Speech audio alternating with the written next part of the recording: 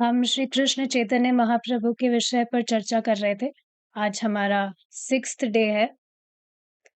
क्या डिस्कशन चल रहा था? चैतन्य महाप्रभु जो भी मायावादीज है उनसे वार्ता कर रहे थे।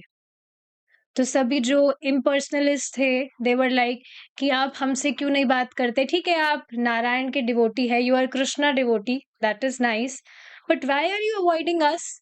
आप हमारे साथ में वेदों का अध्ययन क्यों नहीं करते हैं? तो चैतन्य महाप्रभु ने सारा रीजन बताया था कि उनके जो गुरु महाराज है वो इस तरह से उनको चेस्टाइज करते हुए कहते हैं that I am not qualified to read Vedanta. मेरा मैं सिर्फ एक ही चीज कर सकता हूँ कि मैं भगवान के नामों का उच्चारण कर सकता हूँ। तो फिर भी कह रहे थे कि ठीक है, अच्छी बात है वो, लेकिन फिर भी हमारे साथ वेदों का अध्ययन तो करना चाहिए। तो चैतन्य महाप्रभु कहते हैं, बहुत हम्बली परमिशन लेते हैं सबसे कि अगर इफ यू डोंट माइंड तो मैं कुछ कहना चाहूंगा about Vedanta. And they were so much charmed by the humility and the graciousness of Chaitanya Mahaprabhu. उनका जो आदरणीय व्यवहार था उसको देखकर सब बहुत ज्यादा मंत्रमुग्ध थे। तो सब बोले कि हाँ, you are like Lord Narayan for us. आप जो भी कहेंगे हमें पता है, हमें ये विश्वास है कि वो रीजनेबल ही होगा, बिल्कुल ठीक ठीक बात ही आप कहेंगे।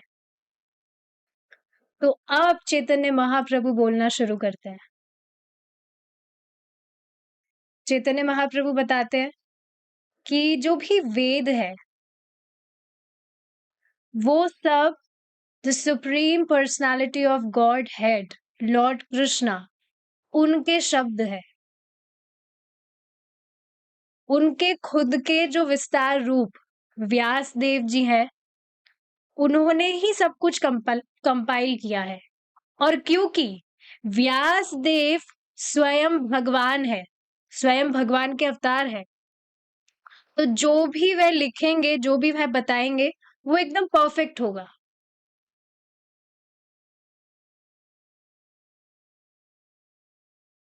जो भी नश्वर प्राणी है, कोई भी नश्वर प्राणी, उसके 4 डिफेक्ट्स होते हैं। हमने डिस्कस किया था क्या 4 इम्परफेक्शंस होते हैं बद्ध जीव में।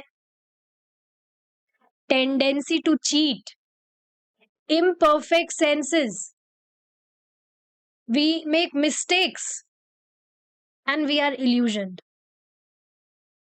लेकिन परम भगवान इन सभी इम्परफेक्शंस के परे हैं। जो भी उनके द्वारा कहा जाता है, बोला जाता है, वो एकदम परफेक्ट है, एकदम प्योर है। तो जो उपनिषद्स है, जो भी वैदिक लिटरेचर्स हैं, जब उसमें ब्रह्म ज्योति के विषय में वर्णन किया गया है, तो वो ब्रह्म ज्योति, उसका अर्थ क्या है, वो सब सीधे सीधे समझना चाहिए, क्योंकि सीधी सीधी बात है। लेकिन आप लोगों की जो फिलॉसफी है उसमें जो भी वेदांत और सूत्र है उनका इनडायरेक्ट एक्सप्लेनेशन है, घुमा फिरा के सारी बातें बताई जा रही है। आपकी समझावट ऐसी है कि आप घुमा फिरा कर बातों को समझ रहे हैं।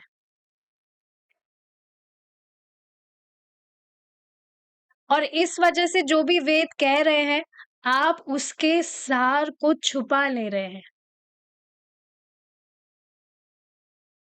जो भी वेद है, जो भी वैदिक लिटरेचर्स है सारे, वो सब अल्टीमेटली जो परम भगवान है वे बता रहे हैं, जो सभी ऐश्वर्यों से परिपूर्ण है, जिनका व्यक्तित्व, लीलाएं, नाम सब शाश्वत और आध्यात्मिक है। पर आप लोग जो कह रहे हैं, आपकी जो फिलॉसफी है शंकराचार्य, श्रीपाद शंकराचार्य जी की, भगवान को वे साधारण व्यक्ति बता रहे हैं, उनकी लीलाएं, उनका धाम, they are all the transformations of mode of goodness, सब सतोगुण, सब कुछ सतोगुण है, ये सब बता रहे हैं। इसका अर्थ क्या हुआ? अल्टीमेटली जो परम भगवान है, जो कृष्ण है, वो भी टेम्पररी हुए, माया हुए। कहीं भी शास्त्रों में तो ऐसा नहीं लिखा हुआ है। तो ये सारी जो चीजें हैं, ये बस इनडायरेक्ट स्पेक्युलेटिव इंटरप्रिटेशन है। भगवान सच्चिदानंद है, सच्चिदानंद विग्रह है, पूर्ण ज्ञानमय है, पूर्ण आनंदमय है, और उनकी सेवा, उनसे प्रेम करना, उनकी सेवा करना, this is the ultimate perfection of life.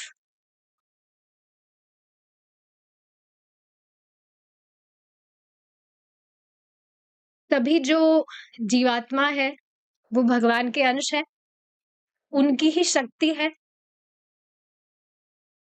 वास्तविकता में भगवान की अ, अकल्पनीय विभिन्न शक्तियां हैं,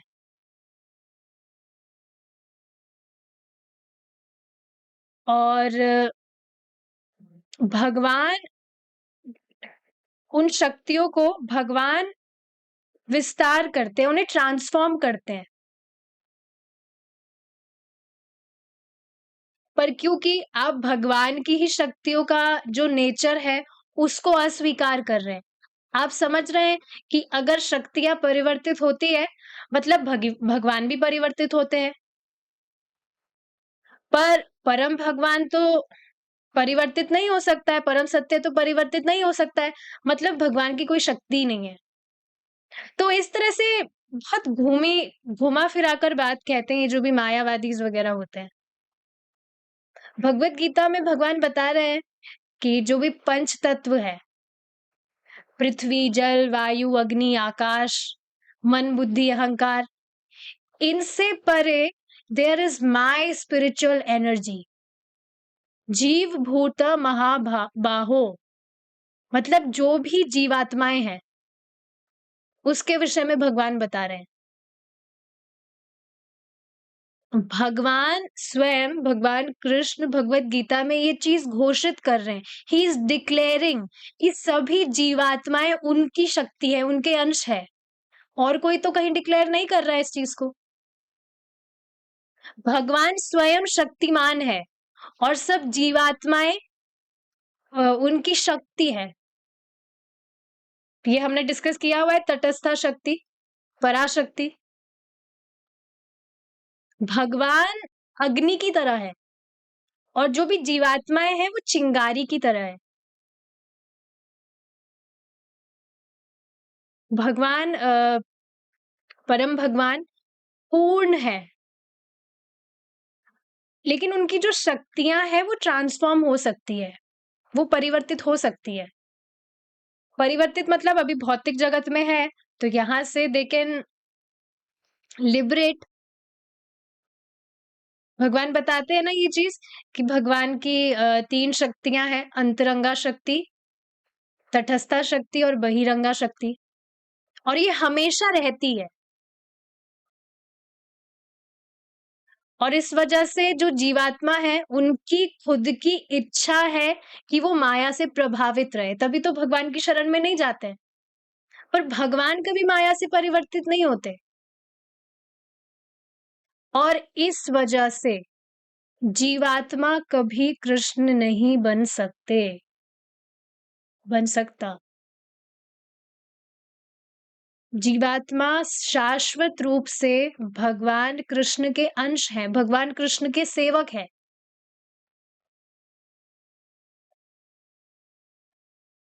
फिर टच स्टोन के एग्जाम्पल से समझाते हैं। जैसे जो टच स्टोन है,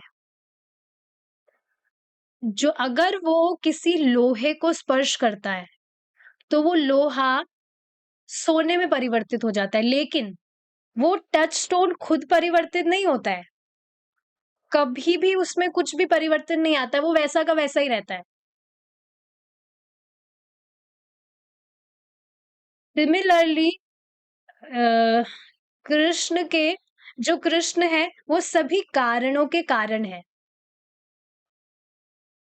उनकी इच्छा उनकी इच्छा से, उनकी शक्ति से देयर इज मेनी ट्रांसफॉर्मेशंस, पर वे स्वयं ईश्वर ही रहते हैं, परम सत्य, सच्चिदानंद। चैतन्य महाप्रभु बताते हैं कि कैसे वैदिक लिटरेचर्स में बताया गया है कि महावाक्य ओमकार है,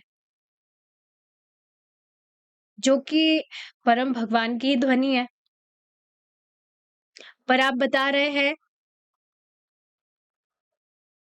तत्वम असि,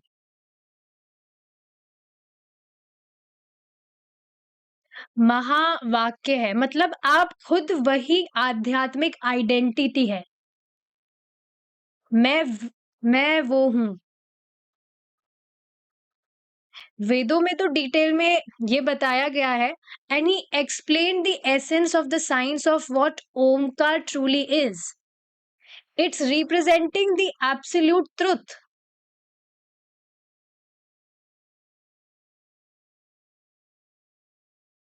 वैष्णव बताते हैं कि जो 3 शब्द है, ओम में 3 शब्द होते हैं, अ, उ, म। अ is Krishna, U is Shrimati Radha Rani, and M is jivatma. और ये जो ओम है, इसमें पूरा एक्सिस्टेंस आ जाता है। जीवात्मा भगवान की शक्ति है, सब कुछ इस एक सिलेबल में ही आ जाता है। सभी वेद इस एक सिलेबल से ही आए हैं, ओम। लेकिन ये जो मायावादी है, इसी को अवॉइड कर रहे हैं।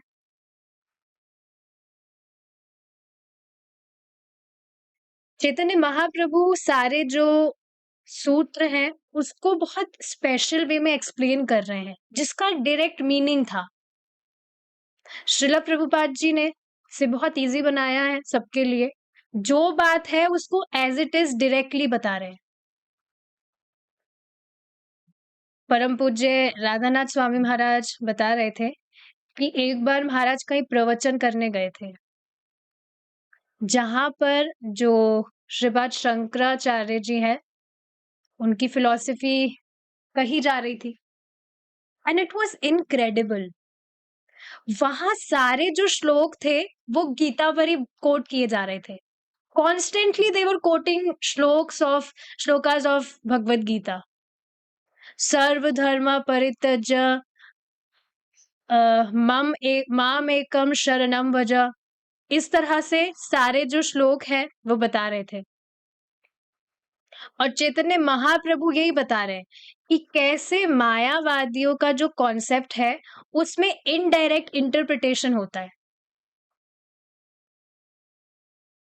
लेकिन अगर हमें वास्तव में वेदों और शास्त्रों को समझना है, तो हमें उसे डायरेक्टली एज इट इज समझना बहुत जरूरी है, बिना कोई बात को घुमे फिरे। जो बात बताई जा रही है उसको एज इट इज स्वीकार करके समझना बहुत जरूरी है, अगर वास्तव में कोई शास्त्र समझना चाहता है तो। कृष्ण कह रहे हैं सर्व धर्म परित्यज्य माम एकम शरणम व्रजा, बार बार में कोट कर रहे हैं। Krishna is saying surrender to me, अहम सर्वस्य प्रभवो, सब कुछ मुझसे आ रहा है। तो इसका डायरेक्ट इंटरप्रिटेशन क्या हुआ, आप खुद बताइए। जब कृष्ण कह रहे हैं सब मुझसे आ रहा है, तो मतलब सब कृष्ण से आ रहा है। जब कृष्ण कह रहे हैं अहम, मैं, तो उसका अर्थ है कृष्णा। That's very direct. जैसे यहाँ रुक्मिणी माता जी हैं, यहाँ पर बैठी हैं, और मुझे कह रही हैं जैसे माता जी कि मुझे आप थोड़ा पानी दीजिए, तो इसका डायरेक्ट इंटरप्रिटेशन क्या हुआ कि मुझे रुक्मिणी माता जी को पानी देना है। पर कोई कहे, जैसे कृष्ण जो भी कह रहे हैं, कि कृष्ण जो कह रहे हैं उसका वास्तव अर्थ है कि वह अजन्मा, जिसका कभी जन्म ही नहीं हुआ, that unborn, that unmanifest, that impersonal existence जो उनके अंदर है।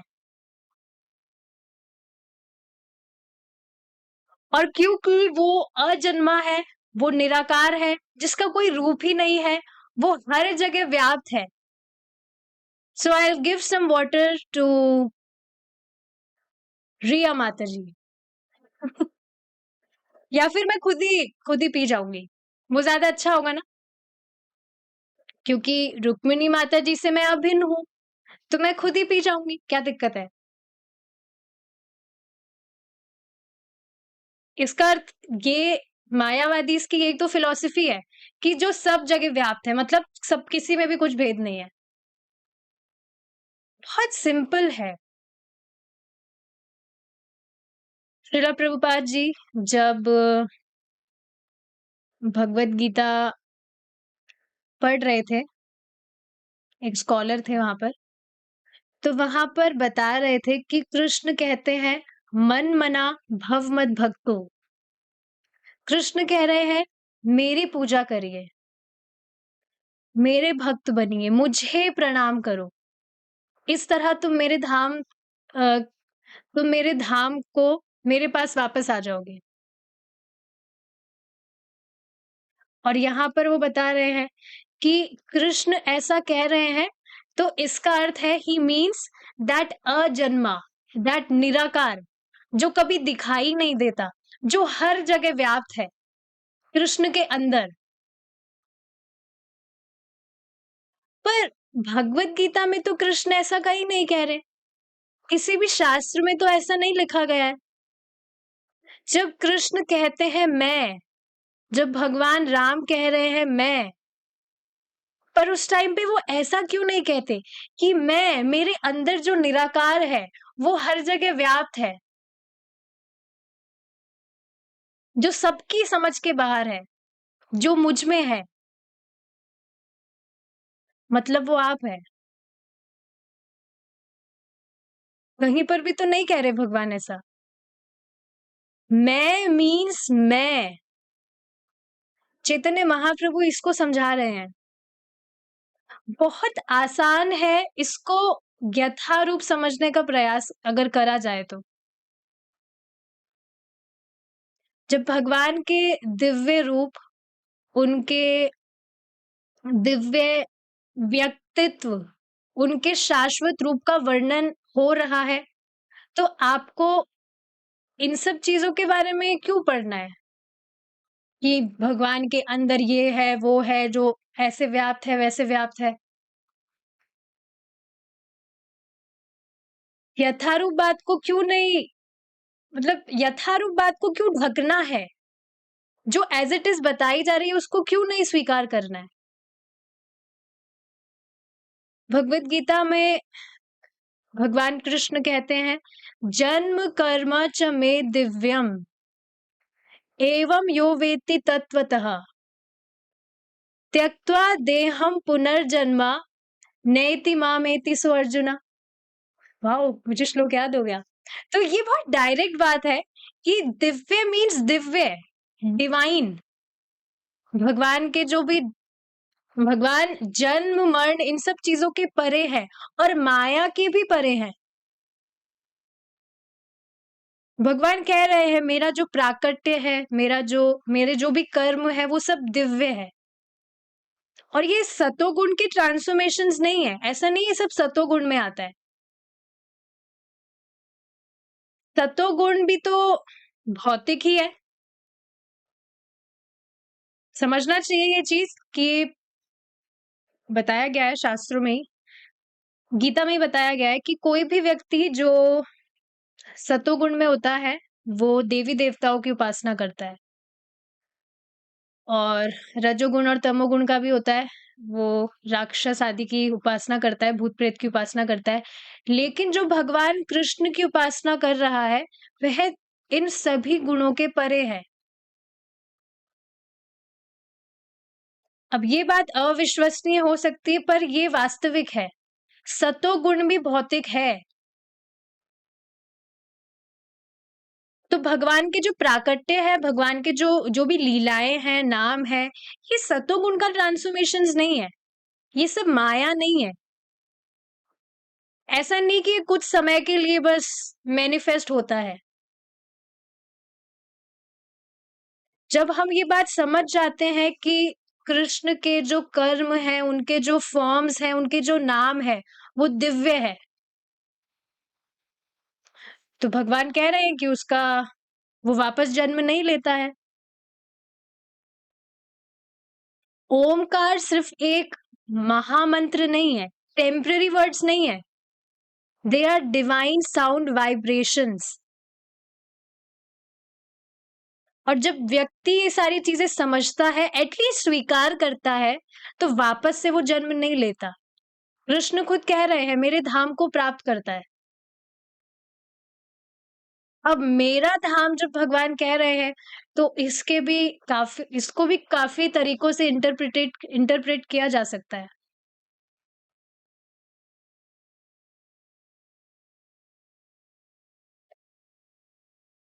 जब चैतन्य महाप्रभु ये सारी सारी चीजें, सन्यासी जो वहां पर थे, मायावादी सन्यासी, जब सारी चीजें चैतन्य महाप्रभु उनको समझा रहे थे, तो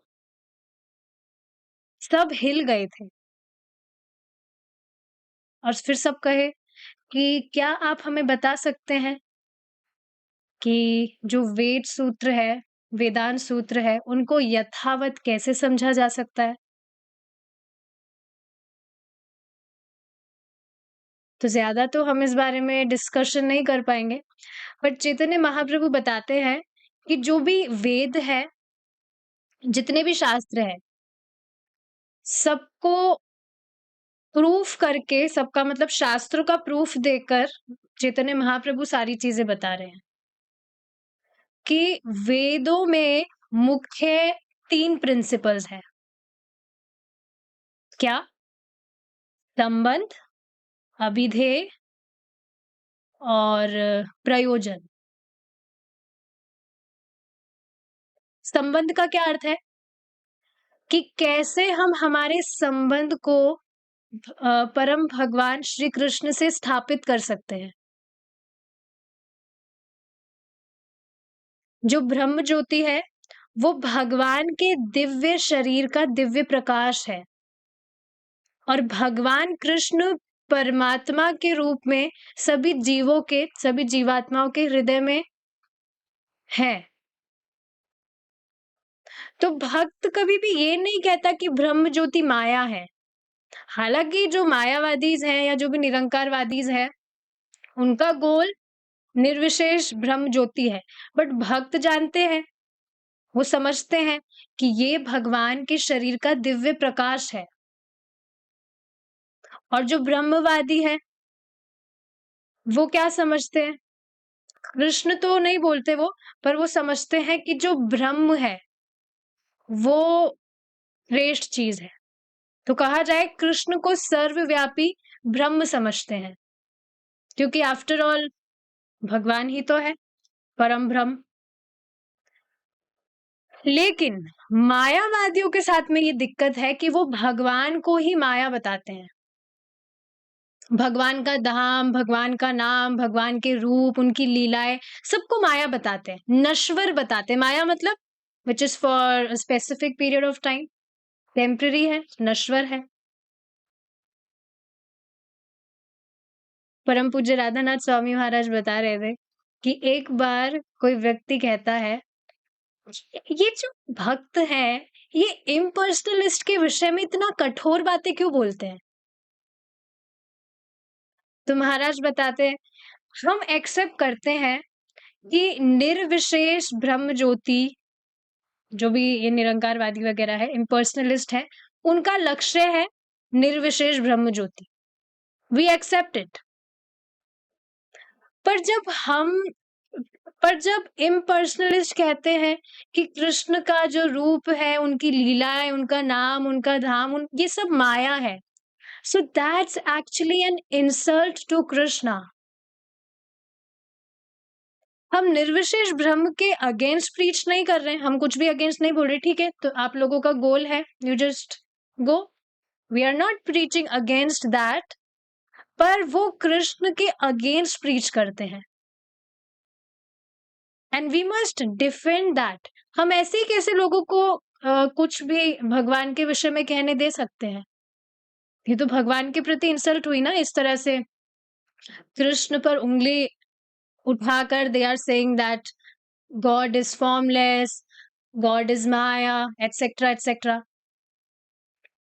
So we are, so actually they are the one who are attacking. They are the ones who are attacking. हम तो सिर्फ सत्य की रक्षा कर रहे हैं. We are just defending the truth.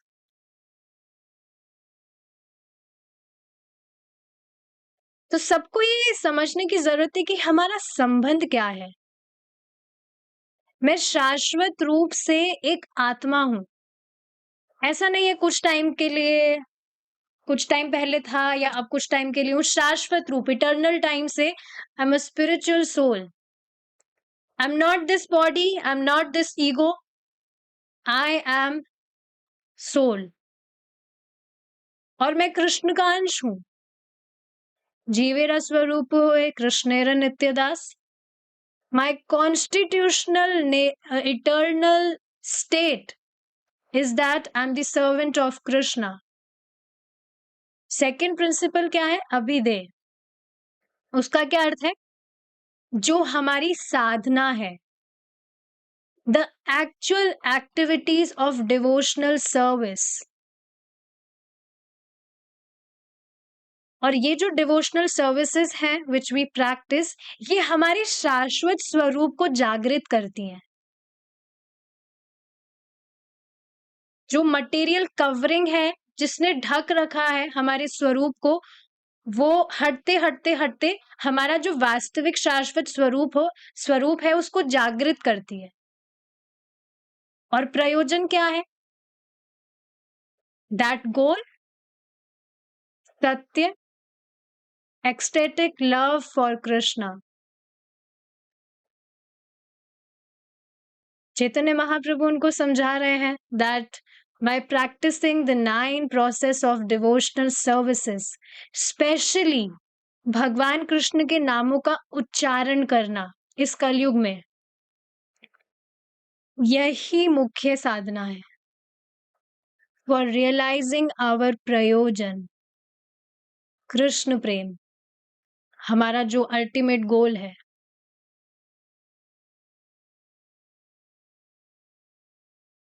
अब ये जो भी बात सन्यासीज सुन रहे थे उस टाइम पर, तो सुनने के बाद में सब कहने लगे कि आप जो भी बता रहे हैं ये सब कुछ सच है.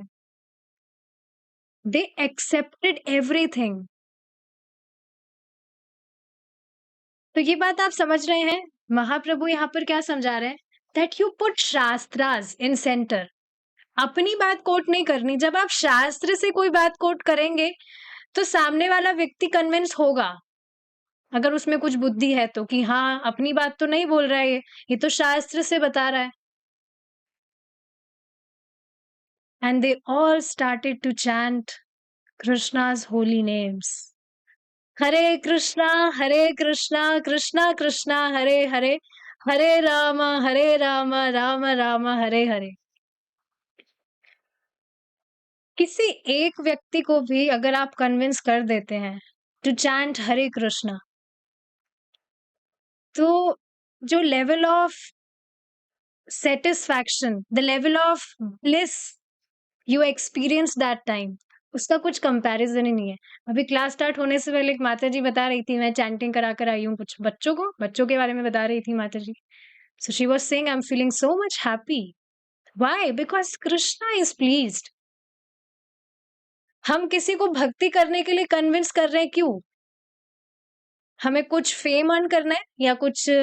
Are you doing it for making some money? No, you are doing it for the sake of pleasing Krishna.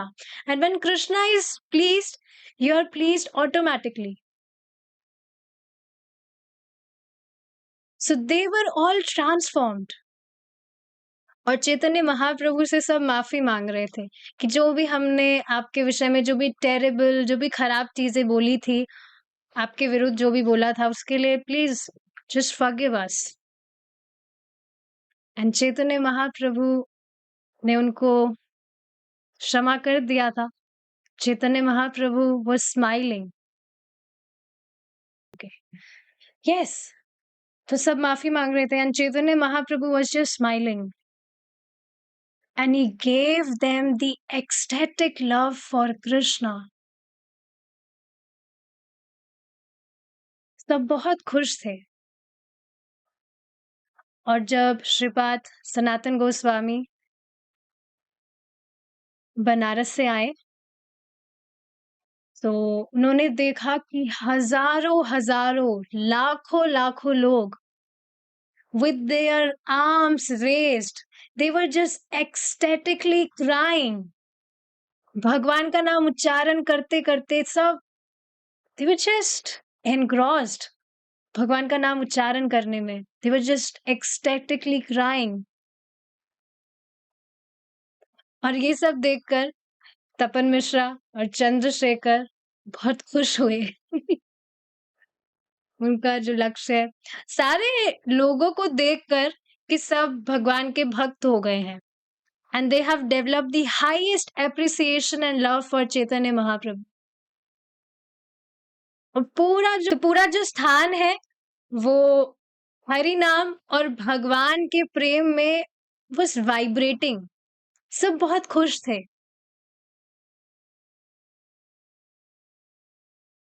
और अपने उनके जो बच्चे हैं, तपन मिश्रा के जो बच्चे थे रघुनाथ, उनको तपन मिश्रा ने चैतन्य महाप्रभु की सेवा के लिए पुरी भेज दिया था।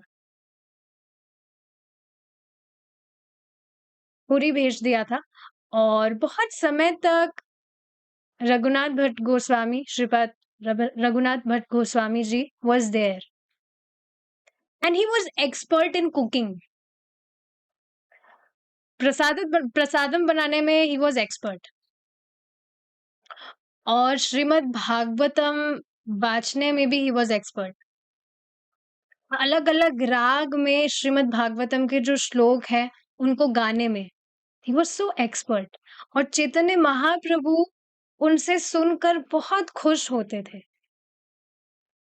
श्रीमद् भागवतम सुनकर उनसे बहुत खुश होते थे कि कितना डिवोशन से और कितना मधुरता से वो इस तरह से गा रहे हैं अलग अलग रागों में। देन चैतन्य महाप्रभु इंस्ट्रक्टेड श्रीपाद रघुनाथ भट्ट गोस्वामी कि आप अपने माता पिता के पास वापस जाइए because they were great devotees और आप उनके साथ रहिए, उनकी सेवा करिए।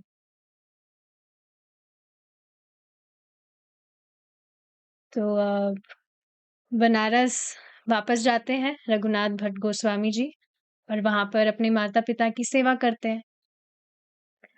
और अब जब उनके माता पिता का वापस से आफ्टर सम टाइम उनके माता पिता का टाइम आ गया भगवान के धाम लौटने का, so they just blessed Raghunath Bhatt Goswami ji कि अब आप चैतन्य महाप्रभु के पास जाइए और उनकी सेवा करिए। और उस टाइम पर उनके जो पेरेंट्स थे while chanting the holy names of Krishna they just went back home, back to Godhead। फिर रघुनाथ भट्ट गोस्वामी जी पुरी चले गए और चैतन्य महाप्रभु की वहां पर सेवा करने लगे। फिर कुछ टाइम बाद चैतन्य महाप्रभु उनको इंस्ट्रक्ट करते हैं you just go to Vrindavan. ये जो गिफ्ट्स हैं ये आप श्रीपाद रघुनाथ रूप गोस्वामी जी और सनातन गोस्वामी जी के लिए ले जाइए और उनके साथ ही रहिए। Just be friends with them for the rest of your life. अब रघुनाथ भट्ट गोस्वामी जी वृंदावन जाते हैं और वहां पर वृंदावन के जो भी गोस्वामीज हैं उनके लिए सबके लिए वहां पर प्रसाद बनाते हैं। आगे जाकर वहां पर जो राधा गोविंद टेम्पल है, वहाँ के पुजारी हो गए रघुनाथ भट्ट गोस्वामी जी। He was a very great devotee and he was a very great preacher, very powerful preacher. Bharat के जो भी राजा महाराजा थे, वो उनके शिष्य थे। राजमान सिंह वो कुछ सेवा करना चाहते थे। तो रघुनाथ भट्ट गोस्वामी जी ने देखा कि जो श्रीला रूप गोस्वामी जी के गोविंद देव जी हैं, वो बहुत छोटी-सी जगह पर रहते हैं। उनकी जो डीटीज़ है बिल्कुल छोटी-सी जगह पर है। फिर उन्होंने उनको कहा कि आप एक सुंदर-सा मंदिर बनवाइए। और जो गोविंद देव जी का मंदिर है, वो श्रीला रघुनाथ भट्ट गोस्वामी जी के डायरेक्शन में बना था। The greatest temple in the whole north India. Raghunath Bhatt Goswami ji ने एक स्पेशल फ्लूट और शार्क की शेप के इयररिंग्स पहनाए थे गोविंद देव जी को। And he was serving everyone in in the mood of the servant of Goswamis. बहुत ग्रेट वैष्णव थे वो, बहुत पावरफुल डिसाइपल्स थे उनके। और अभी भी उनको इतना मतलब ग्रेट डिवोटी होने के बाद में, इतने डिसाइपल्स होने के बाद में भी उनको सबके लिए प्रसाद बनाना बहुत अच्छा लगता था। श्रीमद् भागवतम को उसी तरह से गाना बहुत अच्छा लगता था सबके लिए। सभी गोस्वामीज़ को, जो भी गोस्वामी जीज़ हैं, उनको भगवान के नामों का उच्चारण और नृत्य करना साथ में बहुत अच्छा लगता था। हरे कृष्णा कृष्णा कृष्णा हरे हरे, हरे राम राम राम हरे हरे। जीवन का जो परम लक्ष्य है, वो कृष्ण का प्रेम है, कृष्ण से प्रेम करना। और उस लक्ष्य की प्राप्ति भगवान कृष्ण के नामों का उच्चारण करके हो सकती है, without duplicity, with simple heart.